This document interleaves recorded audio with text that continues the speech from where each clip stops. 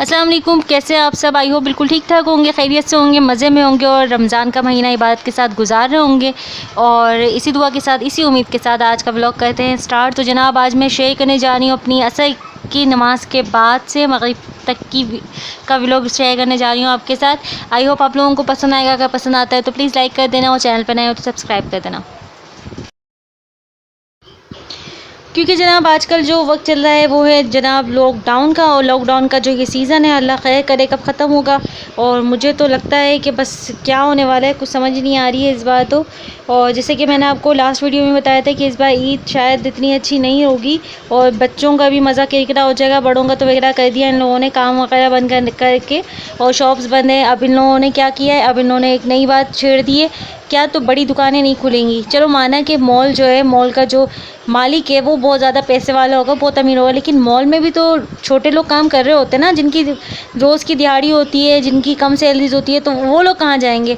इसके बारे में किसी ने नहीं सोचा। मेरे तो ये समझ में नहीं आ रहा है कि जब लॉकडाउन ही रहेगा तो इंसान खाएगा कहाँ से। और कोरोना से वैसे बचे मरे ना मरे, लेकिन भूख और प्यास और मुफलिसी से बिल्कुल मर जाएंगे। और जितनी सेविंग्स थी आज तक की, जो गरीब तबका है, जो मिडिल क्लास के लोग हैं, उन लोगों की सारी सेविंग्स जो इस लॉकडाउन के चक्कर में ख़त्म होती जा रही है।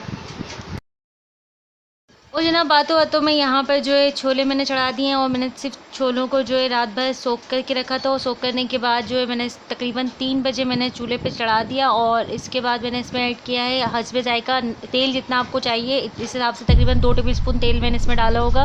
प्याज, अदरक, साबित मिर्च, पिसी हुई मिर्च और चाट मसाला और नमक, और इसके साथ ही इसको पानी डालकर मैंने इसको ढक के रख दिया है।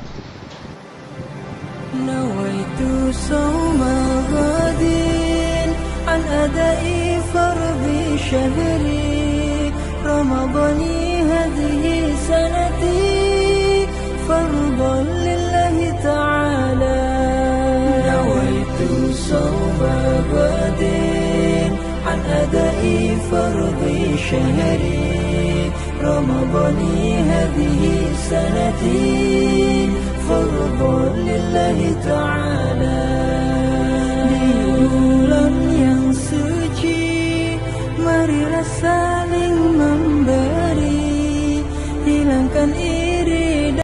और क्योंकि किचन में गर्मी बहुत ज़्यादा थी, इस वजह से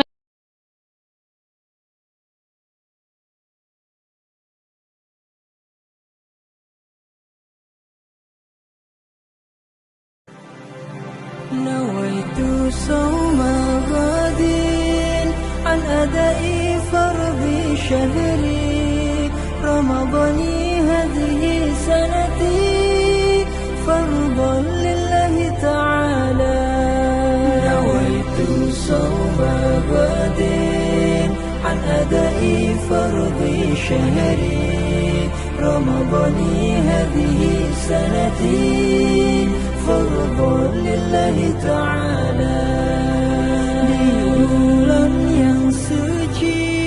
नमाज़ पढ़ने के बाद जो है मैं यहाँ पर आ गई हूँ। अब मैं यहाँ पे बना रही हूँ आलू के पकोड़े। आलू के पकोड़ों के लिए मैंने 2 बड़े साइज़ के आलूओं को बॉईल किया, बॉईल करके मैश कर लिया। उसमें हरा धनिया, हरी मिर्चें बारीक कटी हुई, जितनी आपको चाहिए इतनी आप ऐड कर सकते हैं, चाट मसाला 1 चम्मच, और थोड़ी सी मैंने इसमें हल्दी ऐड की है और नमक।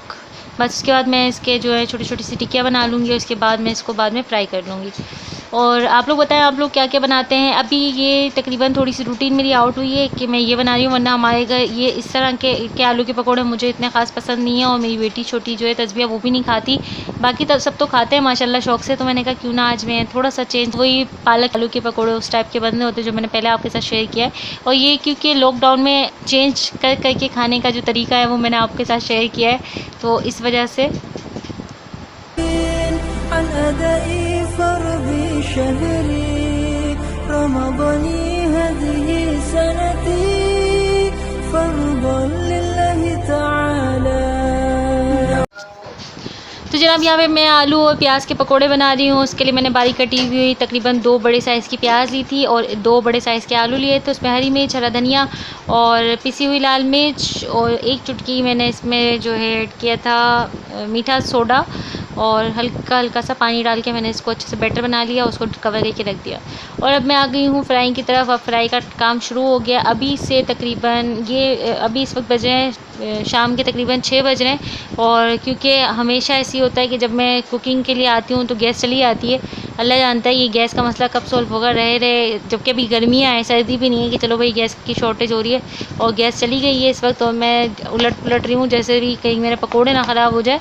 क्योंकि अगर फ्लेम लो होता है ना तो फिर पकोड़े ख़राब हो जाते हैं और वो जो सारा तेल जो होता है वो पकोड़ों में सोक हो जाता है पकोड़ों में, और पकोड़े ना अजीब से हो जाते हैं, बिल्कुल अच्छे नहीं होते बनते फिर।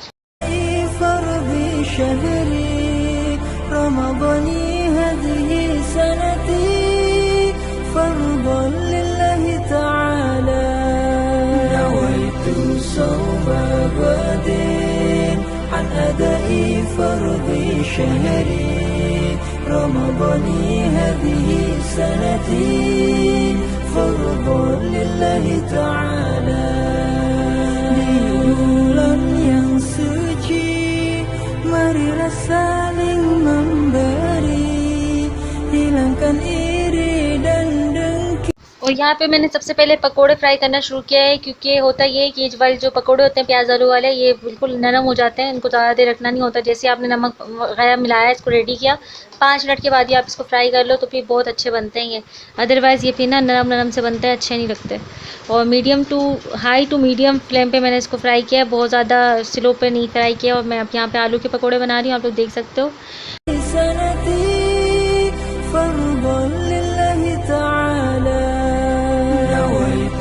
صوم غد عن أداء فرض شهري رمضاني هذه سنتي فرضا لله تعالى di bulan yang suci।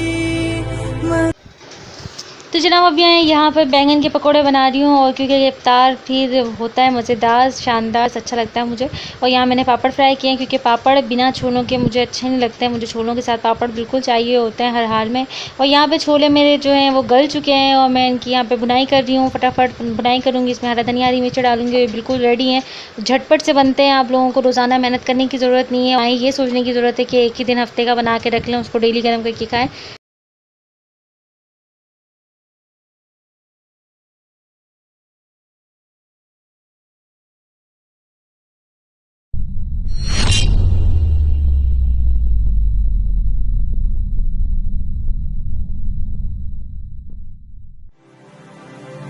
نويت صوم غد عن أداء فرض شهري رمضاني هذه سنتي فرضا لله تعالى نويت صوم غد عن أداء فرض شهري رمضاني هذه سنتي